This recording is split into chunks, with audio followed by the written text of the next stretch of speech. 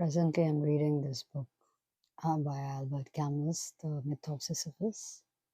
There are several essays in this, and of course, it's very subjective. One can't say this is better than the other. It depends on the reader. You've got to determine which essay is the best. In this Albert Camus's book, The Myth of Sisyphus, but one can just give I can give you some information about each essay to help you make your own assessment, which is based on your interest and philosophical inclinations. The essays and myth of Sisyphus collectively form a cohesive exploration of existential themes, and different readers may resonate more with certain essays depending on their perspectives and experiences. So, like for example, the first essay is about an absurd reasoning. This essay is the central piece in the collection and delves into the concept of the absurd, using the myth of Sisyphus as a metaphor.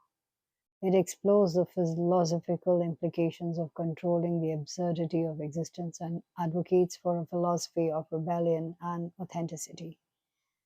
The second you can see is the absurd man.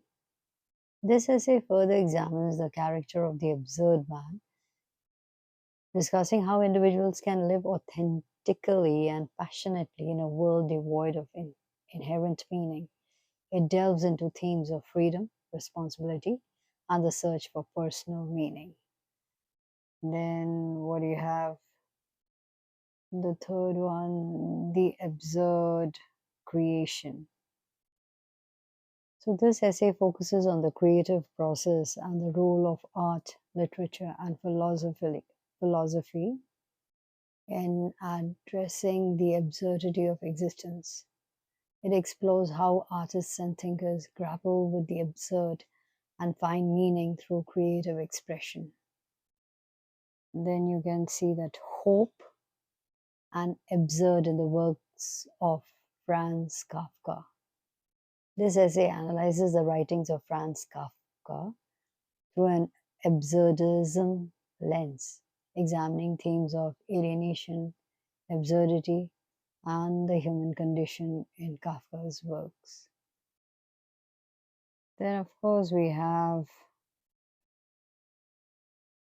Summer in Algiers, The Miniature, Helen's Exile, Return to Tipasa, The Artist and His Time.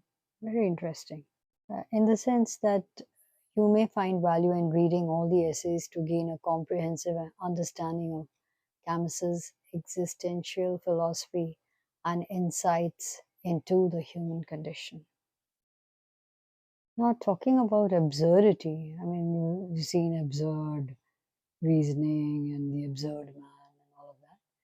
So, according to Albert Camus, absurdity refers to the inherent conflict between human desire for meaning and the inherent chaotic nature of the universe. Of the universe.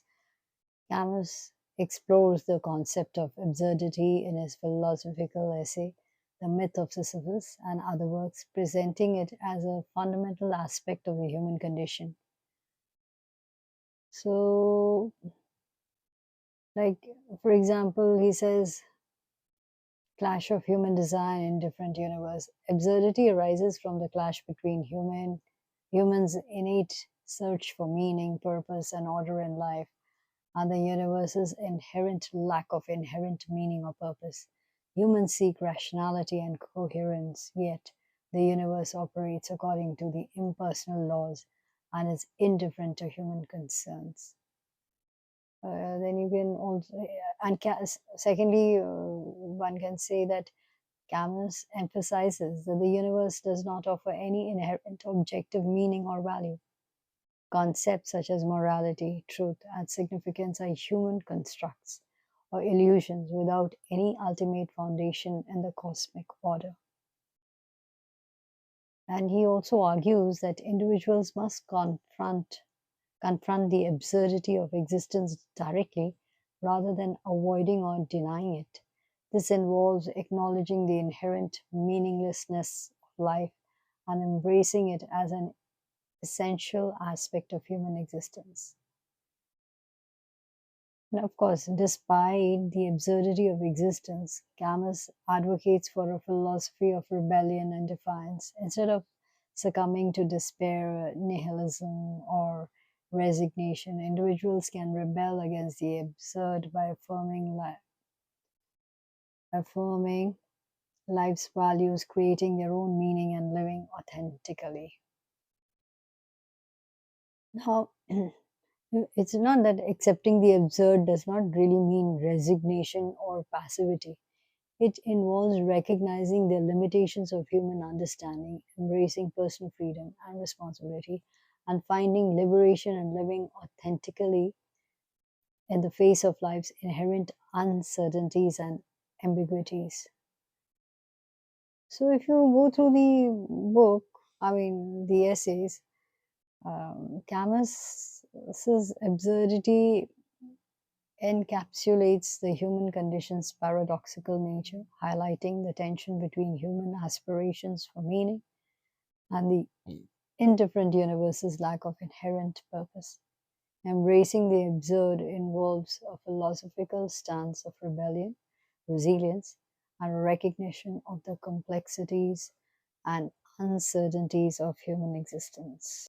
At length, he talks about um, absurdity and suicide. He discusses suicide in length in this book, The Myth of Sisyphus, because it is one of the fundamental philosophical responses to the absurdity of existence. However, Camus does not consider suicide a legitimate answer to absurdity. Instead, he critiques the idea of suicide as a philosophical solution and proposes an alternative perspective. So he says that he begins by acknowledging that the fundamental philosophical question posed by the absurd is whether life is worth living in a universe devoid of inherent meaning. Suicide represents one extreme response to this question, as it involves choosing death over continued existence in a meaningless world.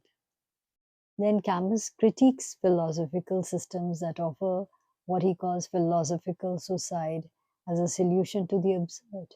This includes ideologies such as religious faith, nihilism, or belief in transcendent truths or afterlife, which deny the inherent absurdity of existence.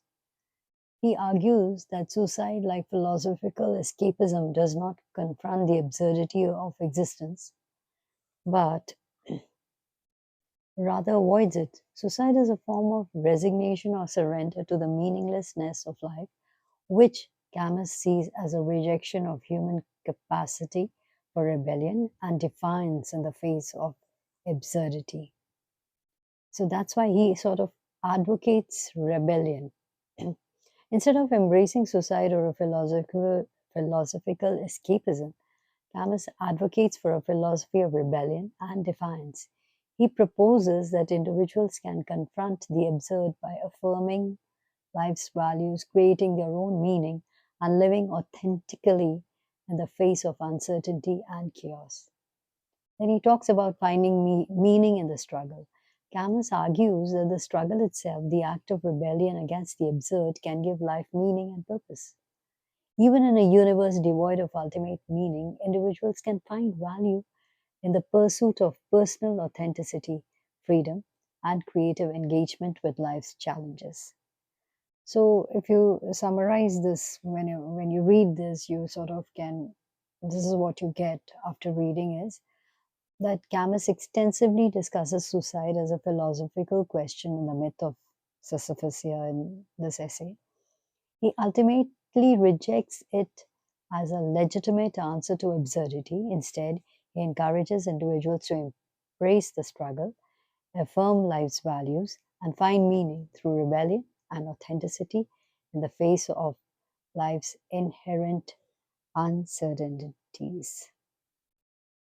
Well, this myth of Sisyphus Just visualize a mountain with a boulder at the top, and Sisyphus, a person's eternal task of taking it there. So, in the realm of existential philosophy, Albert Camus' The Myth of Sisyphus stands as a profound exploration of the human condition and the search for meaning in an absurd world.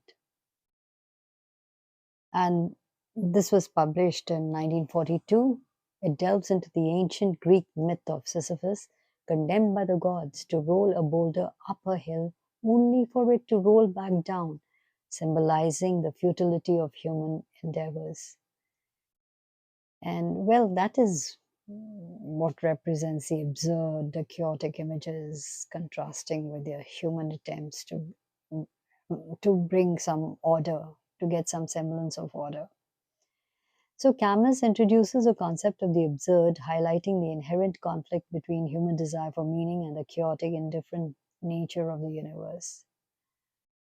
So you have this themes like you can think about freedom, rebellion, and so many existential questions.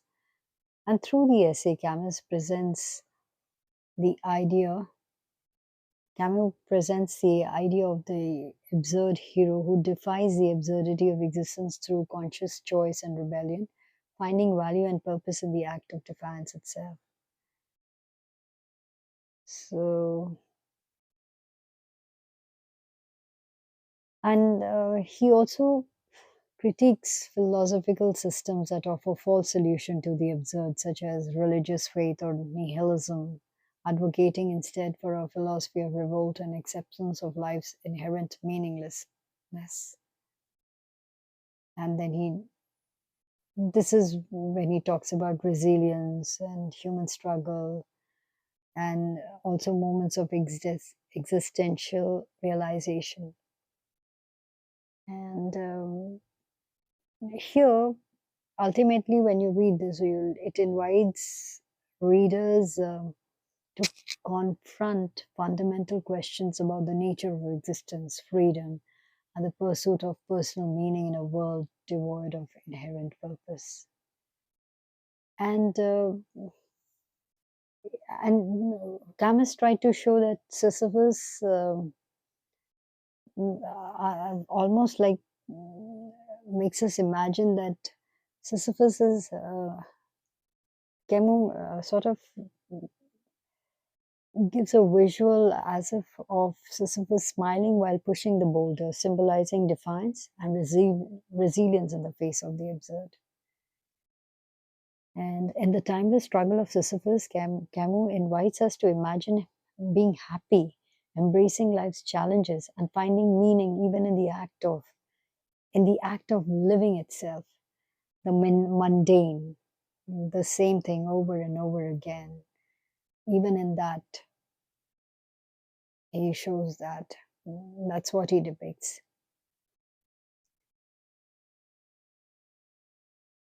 So, well, this is the back cover of the book. That's his photo out there.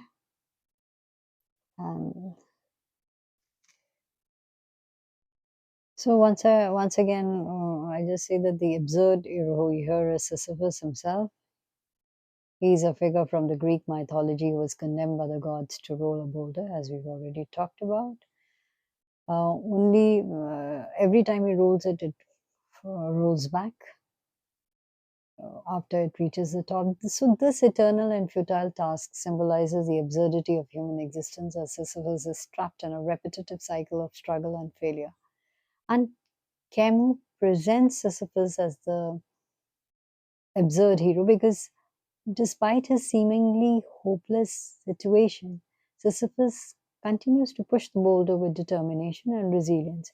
He defies the absurdity of his fate through conscious choice and rebellion, finding meaning not in the outcome of his task but in the act of defiance itself. The absurd hero, as exemplified by Sisyphus, embraces the absurdity of existence without succumbing to despair or nihilism. Instead of seeking external validation or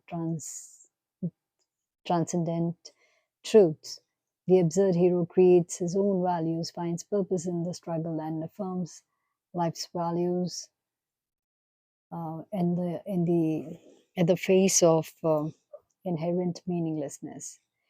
So Camus argues that Sisyphus, in his perseverance and acceptance of the absurd, represents the human capacity for resilience, freedom, and defiance in the face of life's challenges.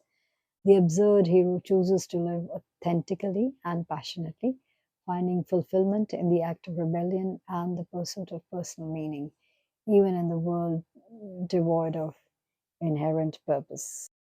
So, you must have heard me talk about this nihilism. So, what is it? It's a philosophical doctrine or a belief system that posits the absence or denial of inherent meaning, value, or purpose of life in the universe. The term nihilism is derived from the Latin word nihil, which means nothing. Nihilism encompasses a range of perspectives and interpretations, but it is generally characterized by the following key aspects. If you like, there is absence of meaning. Nihilism contends that life, existence, and the universe lack inherent or objective meaning, value, or purpose. From a nihilistic perspective, concepts such as morality, truth, and significance are considered human constructs or illusions without any ultimate foundation. And nihilism often invokes skepticism and rejection of established authorities, traditions, beliefs, and norms. Nihilists question the legitimacy and validity of religion, moral, political, and cultural systems that claim to provide absolute truths or values. Nihilism can be associated with feelings of existential emptiness, disillusionment, and alienation.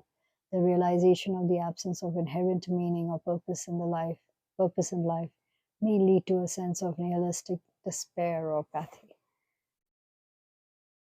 Nihilism may extend to, say, epistemological skepticism, questioning the possibility of attaining objective knowledge or truth. Nihilists may argue that human cognition and language are limited and incapable of assessing ultimate truths or realities. Nihilism denial of inherent moral values can lead to ethical implications. Some form of nihilism reject traditional moral frameworks and purpose, subjective or relativistic approaches to ethics, emphasizing individual autonomy and choice. It's important to note that nihilism is a complex and multifaceted philosophical position that has been interpreted and critiqued in various ways throughout history. While some philosophers and thinkers embrace nihilistic ideas as a means of questioning and challenging established beliefs and systems, others criticize nihilism for its perceived nihilistic despair and rejection of meaningful engagement with life. So, in a sense, I'm just going to read from here. It's written: The myth of Sisyphus is an elegy for belief. And if you see it in another light, Camus's work is also an essay on comedy. The myth of Sisyphus proposes a substitute, a tragedy of repetitions for the ordinary, omitting comedy of repetition. The absurd person is someone who has seen through the ridiculous repetitions of daily life, the grey routine and stifling calendar of existence, rising, tram 4 hours in the office or factory, meal, tram 4 hours of work, meal, sleep, and Monday, Tuesday, Wednesday, Thursday, Friday, and Saturday according to the same rhythm. This path is easily followed most of the time, but one day the why arises, and everything begins in that weariness tinged with amazement. Suddenly, the absurd person sees through this routine, and the chain of daily gestures is broken. Now, everything begins to seem pointless and comical. So, that's it. I mean, you just read for yourself and see how interesting the way he has put his thoughts.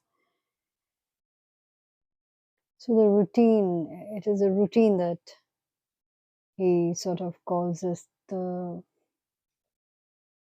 futility or the Sisyphus, Sisyphean struggle. He invites readers to confront fundamental questions about the nature of existence and the choices we make in defining our lives. So, what he's trying to say, that's a symbol of persistence. Sisyphus' perpetual task of pushing the boulder symbolizes the human capacity for resilience, determination, and defiance in the face of adversity. And the title underscores the theme of embracing life's challenges and finding meaning through personal struggle and perseverance. So, I mean, even if you see the title of the book, it's justified as it encapsulates Camus's philosophical exploration of the absurdity of human existence, the search for meaning, and the defiance of the human spirit in the face of life's inherent challenges and uncertainties. So there's this essay also in Summer in Algiers, and he's written for Jacques Huragon. Another essay, The Mioto or the Stop in Oran, is written for Pierre, can't even pronounce the French word Galindo. So with that, I'm going to end this because in the next part I'm going to talk about the sunlit cities of Algiers and Oran that Albert Camus talks about. His essays on that, very interesting. And I'll be reading from here and there from this particular book. Pretty interesting read, I must say. Go for it. Thank you.